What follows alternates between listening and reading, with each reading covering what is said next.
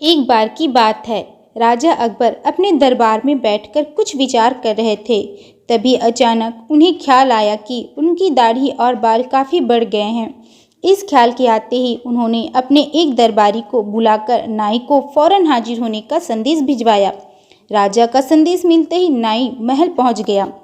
महल पहुंचकर नाई राजा की हजामत बना ही रहा था कि कहीं से एक कौवा वहां आकर बैठ जाता है और कांव कांव करने लगता है। राजा अकबर नाई से पूछते हैं, यह कौवा कांव कांव क्यों कर रहा है? इस पर नाई जवाब देता है, यह आपके पूर्वजों का हाल चाल बताने आया है। नाई के इतना कहते ही राजा अकबर आश्चर्य से पूछते हैं, तो बताओ फिर यह कौवा मेरे पूर्वजों के बारे में आखिर क्या बता रहा है? राजा की इस सवाल पर नाई कहता है, यह कौवा कह रहा है कि आपके पूर्वज स्वर्ग में मुसीबत में हैं और काफ़ी परेशान हैं।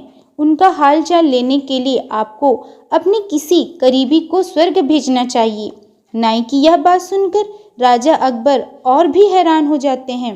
राजा अकबर आश्चर्य से नाई से पूछते हैं, आखिर किसी इंसान को जिंदा स्वर्ग में कैसे भेजा जा सकता है?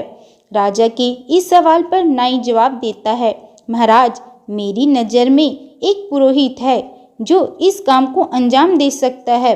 बस आप इस काम के लिए अपने किसी करीबी को स्वर्ग जाने के लिए राजी कर लीजिए।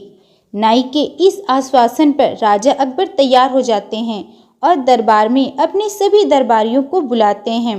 राजा के आदेश पर सभी करीबी दरबारी राजा अकबर के सामने हाजिर हो जाते हैं। सभी दरबारी राजा से अचानक बुलाने की वजह पूछते हैं। इस पर राजा उन्हें नाई के साथ हुई सारी बात सुनाते हैं। राजा की बात सुनकर सभी दरबारी एक मत में बीरबल का नाम आगे रखते हैं। दरबारी कहते हैं कि स्वर्ग जाकर पूर्वजों का हाल चाल लेने के लिए बीरबल से उचित व्यक्ति और कोई नहीं हो सकता, क्योंकि बीरबल हम सब में सबसे ज़्यादा बुद्धिमान और चतुर है। इसलिए स्वर्ग में आपके पूर्वजों का हाल चाल लेकर वह उनकी परेशानी का हल आसानी से निकाल सकता है। राजा अकबर दरबारियों की इस सलाह को मानते हुए बीरबल को स्वर्ग भेजने की तैयारी कर लेते हैं।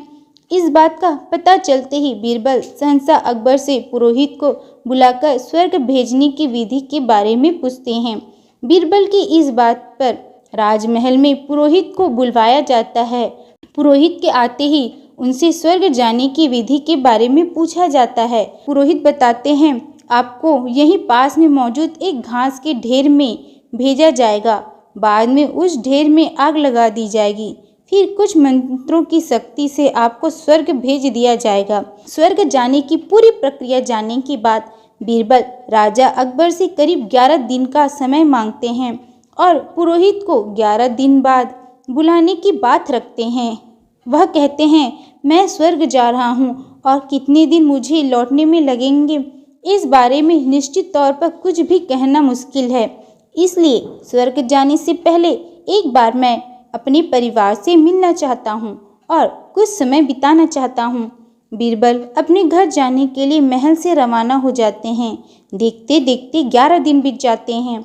12वें दिन बीरबल स्वर्ग जाने के लिए राजा अकबर के सामने हाजिर होते हैं।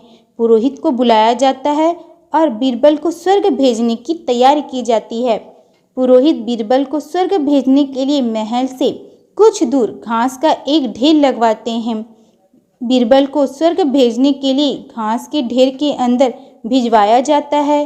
घास के ढेर के अंदर जाते ही पुरोहित घास के ढेर में आग लगा देते हैं और बीरबल को स्वर्ग भेजने की प्रक्रिया पूरी होती है। धीरे धीरे 2 महीने बीत जाते हैं और राजा अकबर को बीरबल की चिंता होने लगती है। तभी अचानक बीरबल दरबार में हाजिर हो जाते हैं। राजा अकबर बीरबल को देखकर प्रसन्न होते हैं और अपने पूर्वजों का हाल चाल पूछते हैं। तब बीरबल बताते हैं, आपके पूर्वज काफ़ी खुश हैं और मज़े में हैं। उन्हें बस एक ही तकलीफ़ है कि उनकी दाढ़ी और बाल काफ़ी बड़े हो गए हैं, जिन्हें काटने वाला स्वर्ग में कोई नाई नहीं है, इसलिए वहाँ उन्हें एक नाई की ज़रूरत है। बीरबल कहते हैं, ऐसे में हमें आपके पूर्वजों के लिए एक अच्छे नाई को स्वर्ग भेजने की तैयारी करनी चाहिए। बीरबल की इस बात पर राजा नाई को स्वर्ग जाने का आदेश देते हैं। राजा का आदेश सुनकर नाई घबरा जाता है और राजा के पैरों में गिरकर माफ़ी मांगने लगता है। नाई राजा से कहता है कि यह सब कुछ उसने वजीर अब्दुल्लाह के कहने पर किया था। यह सब उन्हीं की साजिश थी ताकि वह बीरबल को अपने रास्ते से हटा सके। अब राजा अकबर के सामने सारी सच्चाई आ चुकी थी। ये सब जानने के बाद राजा अकबर ने वजीर अब्दुल्लाह और उनके साथियों को दंड देने का आदेश दिया। अंत में राजा अकबर बीरबल से पूछते हैं, तुम्हें इस सच्चाई का पता कैसे चला और तुम घास के ढेर में आग लगाने के बाद कैसे बच गए? तब बीरबल जवाब देते हैं, आग के ढेर में जाने की बात सुनकर मुझे इस साजिश का अंदाजा हो गया था। इसी वजह से मैंने 11 दिन का समय मांगा था। उन 11 दिनों में मैंने उस घास के ढेर वाले स्थान के नीचे से अपने घर तक एक सुरंग बनवा दी थी। उस सुरंग के जरिए ही मैं वहां से बचकर निकल पाया। बीरबल की पूरी बात सुनकर राजा बहुत प्रसन्न हुए और बोले, वाह बीरबल वाह, यह काम केवल तुम ही कर सकते हो। कहानी से हमें यह सीख मिलती है कि सूझबूझ से बड़ी परेशानी का हल आसानी से निकाला जा सकता है। तो वीडियो पसंद आए तो लाइक सब्सक्राइब जरूर करें। मिलते हैं अगली वीडियो में। Bye bye.